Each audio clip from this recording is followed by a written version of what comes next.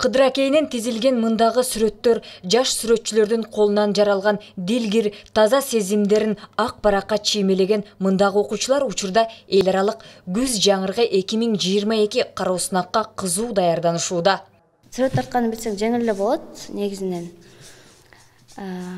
Бирок ошону сүрөттөрдү фонун таңдап билүү, анан цветтерди туура таңдоо керек. Сүрөт тартканда ошо айлана чөйрөдөгүлөрдү карап тартабыз. Ошо мезгилдерде бош убакыт болгондо ошо мезгилдерде тарткан аракет кылам. Таланттууларга ар тараптан шык берип, жол көрсөткөн эжекеси Наргиза Арзыбаева айтымында мындай инсандарга туаса берилген талант, ага багыт берип, колдоп коюу гана жетиштүү дейт. Мында көбүнчө жаратылыш темасына көбүрөөк басым жасашат. Негизинен таланттуу окуучулар да. Буларга багыт берип, алып кетиш бул мугалимдин жөндөмдүүлүгү деп эсептейм да. Бул азыр негизинен ушул эл аралык конкурска даярдыгыбыз кетип атат. Күзгү жаңырык деген темада бул жерде 7 мамлекет катышып жатат. Ушул жерден эми байгелүү орун алып келели деген аракетибиз бар.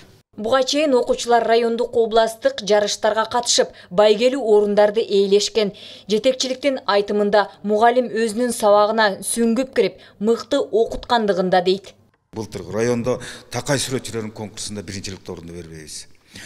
Алгана турсун республикалык деңгээлдеги, эл аралык деңгээлдеги жанагы онлайн форматтагы сүрөтчүлөрдүн конкурсунда дагы биздин окуучулар биринчи жана экинчи орундарды багыштады. Ушулардын бардыгы ушу Наргиз эжекенин өзүнүн окуучулары менен мындай тил табышып, анан кийин мындай бир алдыга бир умтулуусунун жемиши, натыйжасы деп айтсак болот.